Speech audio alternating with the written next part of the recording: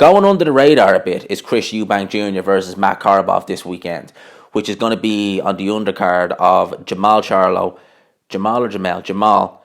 versus Dennis Hogan. I always get the two Charlos mixed up. I just don't know. I always do.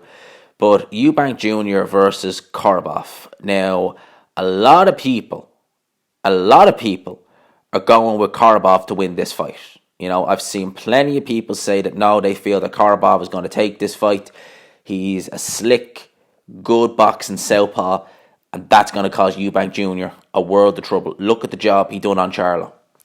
And me, while I take all that into consideration, honestly, I can't see anything other than the Eubank Jr. win in this fight.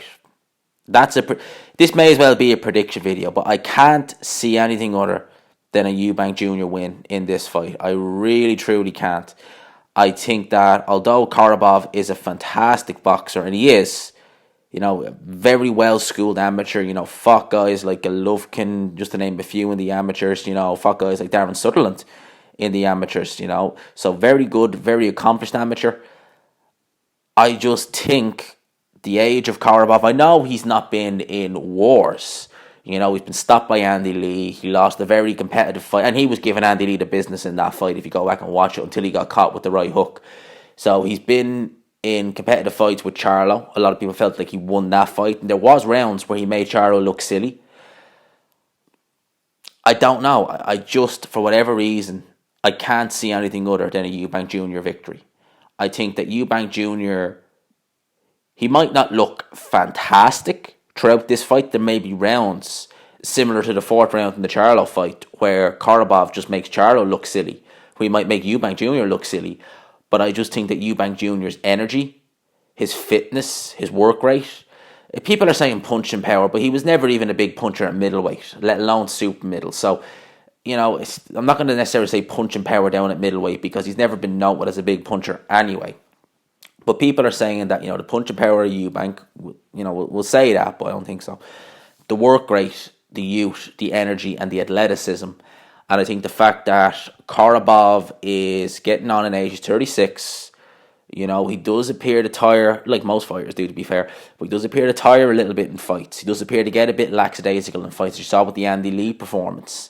So, having taken all that into consideration, I just think that I think it'll be more competitive than the Gale fight, because I don't think Korobov is that far gone, because the Gale was just washed up beyond belief in that fight.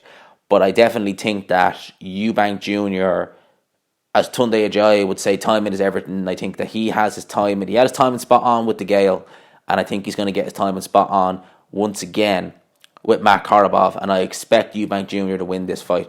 Do I think he'll stop Korobov? No. I can see this being a Eubank Jr. points victory.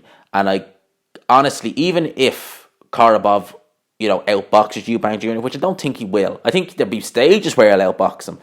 But at the end of the day, everything Eubank Jr. has said and everything on this card leads you to believe that the next fight for Charlo and Eubank is each other. Okay? That is essentially what we're kind of being led to believe. Everything kind of Eubank Jr. is coming out and saying, some of the things Charlo's coming out and saying, Al Heyman, PBC want to make Eubank Jr. versus Charlo. You really think they're going to give Korobov this decision if it goes 12 rounds, even if he deserves it? They're not. You know, politics at the end of the day always plays a role. I mean, even low-level politics plays a role. Have you ever watched Sokolowski versus Lucas Brown? Sokolowski won every single round in that fight, and Lucas Brown got the decision. So Lucas Brown was nearly knocked out in the second round. Sokolowski won every single round, but yet he didn't get the decision. Why? Because that was an interim fight between Lucas Brown before he fought Dave Allen. The Dave Allen fight was signed and sealed. I think it was happening in 3 weeks' time. So how can you lose a fight to a guy like Sokolowski and then go in there against, you know, Dave Allen? So there's always politics at hand from the high level to the low level. And I see this being no different. I think Eubank Jr. I think he will win this fight legitimately. Okay? The scorecards may be a bit, you know, out there when we hear them, but I would imagine Eubank Jr. will win this fight on points legitimately. And even if Korobov does outbox Eubank Jr., okay, He ain't getting the decision unless he absolutely schools this man. And I don't think he will. I think he will have rounds where he's looking good and where he's looking like he's schooling Eubank, but I don't think he will.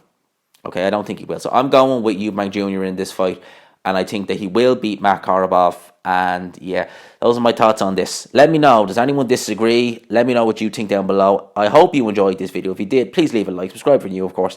And as always, I will talk to you after.